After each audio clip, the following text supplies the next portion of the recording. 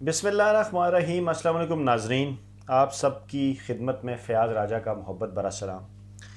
नाज़रीन, आप मुझे देखते हैं मेरे यूट्यूब चैनल और फेसबुक पेज के ऊपर। आप दोस्तों से दरख्वास्त है कि जिन लोगों ने यूट्यूब के ऊपर मेरा चैनल सब्सक्राइब नहीं किया, वो चैनल सब्सक्राइब कर लें ताकि आप तक बर वक्त वीडियोज़ और मालूमात जो हैं वो पहुँचाई जा सकें। फेसबुक के ऊपर भी पेज को लाइक कीजिए और ज़्यादा से ज़्यादा शेयर कीजिए। नाज़रीन, सियाने कहते हैं कि दोस्त बदले जा सकते हैं, दुश्मन भी बदले जा सकते हैं, अगर नहीं बदले जा सकते तो हमसाए नहीं बदले जा सकते। इसलिए हमसायों के साथ अच्छे और बेहतर ताल्लुकात रखना जो है वो ज़रूरी है। इस तरह से आप भी सुकून में रहते हैं और वो भी सुकून में रहते हैं, और अपनी आइंदा आने वाली नस्लों के लिए जो है वो बेहतर अंदाज से सोच सकते हैं, उनके लिए कुछ बेहतर काम जो है वो कर सकते हैं। नाज़रीन, मैं बात कर रहा हूँ पाकिस्तान और इंडिया के हवाले से, और पाकिस्तान भी जो है वो अपने हमसाया मुल्क भारत के साथ जो है वो ताल्लुकात बेहतर करना चाहता है। लेकिन पाकिस्तान का मौक़िफ़ सिर्फ़ और सिर्फ ये है कि जितने भी तस्फ़िया तलब मसाइल हैं दोनों मुल्कों के दरमियान वो हल हो जाएं,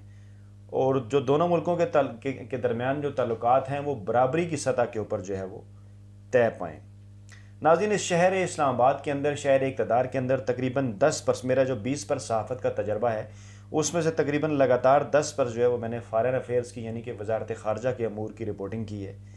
जिसमें मैं जियो में, समा में और डान में ये बीट जो है वज़ारत ख़ारजा की मैं कवर करता रहा हूँ। और मुझे अच्छी तरह से अंदाज़ा है कि पाकिस्तान और भारत के दरमियान मसला कश्मीर के हवाले से और दीगर मामलात के ऊपर किस वक्त क्या बातचीत हुई दोनों मालिक के दरमियान।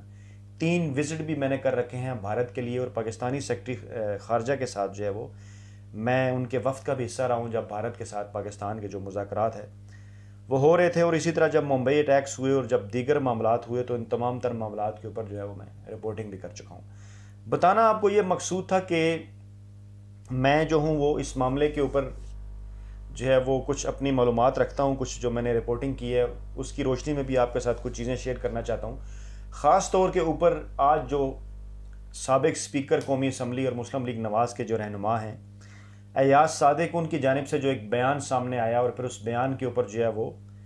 कुछ ख्वाजा आसिफ साहब ने भी तबाह आजमाई की, और उसके बाद फिर उसका जवाब दिया वज़ीर ख़ारजा शाह महमूद कुरैशी ने, और पार्लिमानी अमूर के जो साबिक़ वज़ीर थे और आजकल कश्मीर के मामलात जो देखते हैं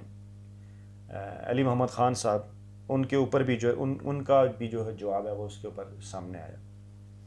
नाज़रीन, बात यह है कि बचपन में मुझे याद है कि कभी अगर दो बच्चों के दरमियान कोई लड़ाई हो जाया करती थी, दो लोगों के दरमियान, तो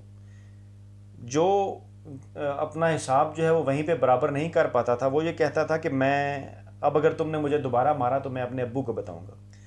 तो मुझे ये बात समझ नहीं आती कि पाकिस्तान मुस्लिम लीग नवाज़ जो है वो, जिसके सरबराह मियाँ नवाज शरीफ मुल्क के 3 मरतबा वज़ीर-ए-आज़म भी रह चुके, जो अपने आप को एक कौमी पार्टी भी गर्दानते हैं, वो इस तरह के हसास मामलात के ऊपर उनकी तरफ से जो बयानात सामने आए हैं गुज़श्ता 2 बरसों के दौरान, वो बिल्कुल उसी तरह गली मोहल्ले के उस बच्चे की तरह के हैं कि आपके मुझे मारा तो मैं अब्बू को बताऊंगा। और ये एक यकीनन ये एक बहुत बड़ा सवालिया निशान जो है वो इस बात के ऊपर पैदा हो जाता है कि पाकिस्तान तहरीक इंसाफ या हुकूमत के साथ नवाज शरीफ के जो भी, मुस्लिम लीग नवाज़ के जो भी मामलात होते हैं, इसके ऊपर वो भारत की धमकी और भारत की तड़ियाँ लगाते हैं, और इस तरह से करके चीज़ों को या मामलात को पेश करते हैं कि शायद खुदा न ख्वास्ता अगर पाकिस्तान का कोई नुकसान हो गया या भारत ने अगर पाकिस्तान के ऊपर हमला कर दिया तो वो पाकिस्तान का जो नुकसान होगा या वो भारत का जो पाकिस्तान पर हमला होगा वो पाकिस्तान पर नहीं, वो पाकिस्तान का नुकसान नहीं होगा बल्कि तहरीक इंसाफ का नुकसान होगा, और वो तहरीक इंसाफ का हमला होगा, और मुस्लिम लीग नवाज़ जो है वो शायद पाकिस्तान से हट के किसी जजीरे के अंदर जो है अपनी सियासत करेगी। इंतहाई अफसोसनाक बात। पार्लिमानी अमूर को भी मैंने कवर किया। पाकिस्तान पीपल्स पार्टी के दौर के अंदर फहमीदा मिर्ज़ा जो थी वो स्पीकर कौमी असम्बली थी, आजकल असद कैसर साहब हैं, दोनों ऐवान। फहमीदा मिर्ज़ा साहब मैंने ऐवान बहुत अच्छा चलाया, असद कैसर साहब भी अपनी भरपूर कोशिश करते हैं कि अपोजिशन को साथ लेकर चलें। लेकिन जिस तरह से ये जो साहब हैं जिनका नाम सरदार अयाज सादिक है, इन्होंने 2013 से लेकर 2018 तक जिस तरह से ये पर्सनल होकर रहे इमरान खान के साथ भी और पाकिस्तान तहरीक इंसाफ के रहनुमाओं के साथ भी, और जिस तरह से एक जहनी ग़ुलाम होने का इन्होंने सबूत दिया मियाँ नवाज शरीफ की। हालांकि स्पीकर की पर्सनैलिटी ऐसी होती है कि उसने पूरे ऐवान को साथ लेकर चलना होता है, और अयाज सादिक साहब जिनका बैकग्राउंड जो है वो तहरीक इंसाफ का था, मुश्किल वक्त में इमरान खान को छोड़ दिया, नवाज शरीफ के पास चले गए, वहाँ से फिर ये इलेक्शन भी जीते, और फिर 2013 के इंतखाबात में इमरान खान को इन्होंने एक मतनाज़ा इलेक्शन के ऊपर हराया, जिसके बाद में धांधली भी साबित हुई, दोबारा जो है उसके ऊपर इलेक्शन हुए और फिर अलीम खान से ये बहुत कम मार्जिन से जीते, और जो मार्जिन ये ज़ाहिर करता था कि बिल्कुल डेफिनेटली जो है वो 2013 के इलेक्शन में कुछ ना कुछ ज़रूर हुआ था। عمران خان صاحب نے جب دھرنا دیا تو ایاز صادق صاحب نے اس قسم کی باتیں بھی کی کہ وہ عمران خان ان کے دوست رہے، تو شاید کھیل کے دوران انہیں ہاکی بھی لگ گئی تھی اور اس لیے عمران خان اس ہاکی کا بدلہ لے رہے ہیں. یعنی اس قسم کے بچگانہ بیانات جو ہیں وہ سردار ایاز صادق صاحب کی طرف سے سامنے آتے رہے. آج بھی سردار ایاز صادق صاحب نے، بات لمبی ہو رہی ہے، آج انہوں نے ایک بیان دیا، شاید ویڈیو تھوڑی سی لمبی بھی ہو جائے، اس ایشو کے اوپر میں بات کرنا چاہ رہا تھا کہ آج انہوں نے یہ کہا کہ پاکستان نے جو وہ گھٹنے ٹیک کر پائلٹ ابھینندن کو واپس بھیجا. ابھینندن آپ کو یاد ہوگا ناظرین کہ 28 فروری کو پاکستان نے پکڑ لیا تھا ابھینندن کو. 26 فروری 2019 کو بھارتی فوج نے جو ہے وہ اپنی طرف سے ایک دعویٰ کیا تھا کہ بالا کوٹ میں اوپر جو انہوں نے دہشت گردی کے کسی مرکز پہ حملہ کیا ہے، جو کہ بالکل جھوٹا ان کا ثابت ہوا. حقیقت کے اندر ایسا کچھ نہیں تھا. ابھینندن کو پاکستان نے پکڑ لیا. ملبہ ایک جہاز کا پاکستان میں گرا، بیچ میں سے جو 2 مگ طیارے پاکستان نے گرائے، ایک کا پائلٹ ابھینندن تھا، اس کو پکڑ لیا اور پھر پاکستان نے بڑے دل کا مظاہرہ کرتے ہوئے اس کو چھوڑ دیا اور بھارت کے حوالے کر دیا. اور عالمی سطح کے اوپر بھی پاکستان کی پذیرائی ہوئی اور عمران خان کی حکومت اس وقت، کیونکہ کوئی تقریباً اس کو آئے ہوئے 6 ماہ کے قریب ہوئے تھے، تو عالمی سطح پر پذیرائی ہوئی، ملک کے اندر بھی ہوئی. اور ایک بڑی حیرت انگیز بات ہے کہ میاں نواز شریف اگر بھارت کے ساتھ تعلقات بہتر کرنے کے حوالے سے بات کریں تو اس کی تو واہ واہ کی جائے ملکی میڈیا کے اندر بھی. اور ہمارے جو لیفٹ کے لبرل حضرات، ہمارے جو نام نہاد دیسی لبرل جنہیں میں کہتا ہوں، وہ نواز شریف کی بڑی تعریفیں کریں، اور جب عمران خان کی طرف سے کوئی اس قسم کا پازیٹیو سٹیپ لیا جائے تو اس کو پھر تنقید کا نشانہ بنایا جائے. خاصی حیرت انگیز بات ہے. اور پھر اسپیکر ایاز صادق صاحب سے یہ پوچھنا بھی بنتا ہے کہ اگر اس قسم کی کوئی بات کسی ایسی میٹنگ کے نتیجے میں ہوئی، وہ تو بالکل ایک سرکاری راز ہے، اور آپ اس کو اس طرح سے اسمبلی کے فلور کے اوپر آپ وہ بیان فرما رہے ہیں کہ شاید جس طرح سے آپ پاکستان تحریک انصاف سے کو بدلہ لے رہے ہیں، آپ پاکستان تحریک انصاف سے بدلہ لے رہے ہیں سردار ایاز صادق صاحب، یا آپ ملک پاکستان سے بدلہ لے رہے ہیں، اپنے وطن عزیز سے بدلہ لے رہے ہیں؟ میں یہ بات سمجھنے سے قاصر ہوں. اور خواجہ آصف صاحب نے بھی یہی الزام لگایا. انہوں نے کہا جی کہ کلبھوشن جادیو کی رہائی کے لیے بھی اب پاکستان جو ہے وہ کوششیں کر رہے ہیں. حالانکہ آپ عالمی عدالت انصاف کا فیصلہ پڑھ لیں، اس کے مطابق جو ہے وہ پاکستان چل رہا ہے اور کوشش کر رہا ہے کہ اس معاملے کو اس کے اصولوں کے اندر رہ کر ہی جو ہے وہ حل کیا جائے. اور دوسری طرف میاں نواز شریف صاحب کی کبھی ایک سٹیٹمنٹ ان کے اپنے دور میں بھی کلبھوشن جادیو کے حوالے سے سامنے نہیں آئی. ایاز صادق صاحب نے یہ فرمایا کہ شاہ محمود قریشی جو ہے وہ میٹنگ کے اندر بھاگم بھاگ پسینے میں شرابور پہنچے تھے، اور انہوں نے یہ کہا تھا کہ بھارت جو ہے وہ 9 بجے حملہ کر رہا ہے، اس لیے منت ترلا انہوں نے ہمارا کیا کہ ابھینندن کو واپس کر دے. جناب یہ ریاست کا فیصلہ تھا، ساری اپوزیشن سے بھی مشورہ کیا گیا، آرمی بھی اس کے اوپر الائن تھی، فوج بھی، اور ملک کے جتنے بھی ادارے تھے اور پارلیمنٹ بھی. اس وقت جو ہے وہ آپ اس معاملے کے اندر شامل رہے، اور آج صرف اور صرف سیاسی پوائنٹ سکورنگ جو ہے وہ کرنے کے لیے آپ اس معاملے کو جو ہے وہ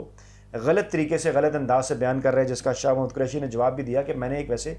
جنرل بات کی تھی اور ایک صورتحال بتائی تھی، لیکن اس معاملے کا قطعاً کوئی اس کے ساتھ تعلق نہیں تھا کہ ابھینندن کو اگر ہم نے واپس نہ کیا تو بھارت کوئی حملہ کر دے گا. لیکن سردار ایاز صادق صاحب، مجھے سمجھ نہیں آتی کہ وہ اتنے اس اہم ترین عہدے کے اوپر کیسے جو ہے وہ اسپیکر قومی اسمبلی کے عہدے پر بھی رہے، اور اس کے بعد کس قسم کا جو ہے ان کا ذہن ہے، کس قسم کے جو ہیں ان کے تھاٹس ہیں کہ اس قسم کی بات جو ہے وہ کر رہے ہیں. اور ان کا یہ خیال ہے کہ شاید اس قسم کی بات کر کے وہ پاکستان تحریک انصاف کے حوالے سے کوئی پوائنٹ سکورنگ کر لیں گے، یا پاکستان تحریک انصاف کے اوپر جو ہے وہ کوئی الزامات لگا کر کسی قسم کی کوئی سیاسی کوئی ایکسیپٹنس جو ہے وہ سوسائٹی کے اندر، پاکستان کے اندر جو ہے وہ حاصل کر لیں گے. انتہائی افسوسناک بیان تھا.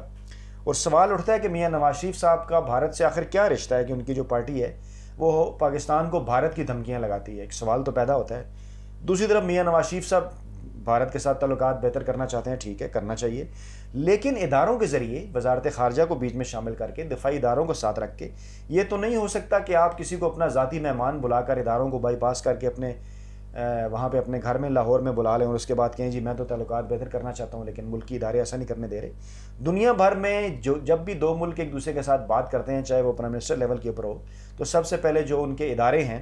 جو وزارت خارجہ ہے، اس کے ذریعے جو ہیں وہ رابطے ہوتے ہیں، ان کو آگے کیا جاتا ہے. اس سے ان اداروں کی عزت بھی ہوتی ہے اور ان اداروں کو بات کرنے کا موقع بھی ملتا ہے دوسرے اداروں کے ساتھ. اور دوسرے ممالک یہ سمجھتے ہیں کہ اس ملک کے اندر کوئی کسی بادشاہ کی حکومت نہیں ہے، بلکہ جب ہم ان کے ساتھ تعلقات کے حوالے سے بات کریں گے تو پہلے ہمیں ان اداروں سے بات کرنا پڑے گا جس کے اندر پاکستانی وزارت خارجہ ہے، جس کے اندر پاکستان کے دفاع کے ادارے ہیں. تو یہ جو تمام تر چیزیں ہیں یہ سامنے رکھنا نہایت ضروری ہے، اور ان چیزوں کو دیکھ کر ہی جو ہے وہ دونوں ملکوں کے درمیان جو تعلقات ہیں وہ طے پاتے ہیں. تو ناظرین، ایاز صادق کے اس بیان کے اوپر ایک دفعہ پھر افسوس کا اظہار کرتے ہوئے میں یہ کہوں گا کہ مسلم لیگ نواز کو کم از کم جو پاکستان کے خارجہ امور اور جو دفاعی معاملات ہیں اس کے اوپر تحریک انصاف کی مخاصمت میں اس حد تک نہیں چلا جانا چاہیے کہ آپ ملکی اداروں کو جو ہے وہ سٹیک پہ لگا دیں، ملکی پالیسی کو سٹیک پہ لگا دیں. ناظرین، آپ کے فیڈ بیک کا انتظار آپ کے کمنٹس کی صورت میں رہے گا. اپنا بہت خیال رکھیے گا. اللہ حافظ.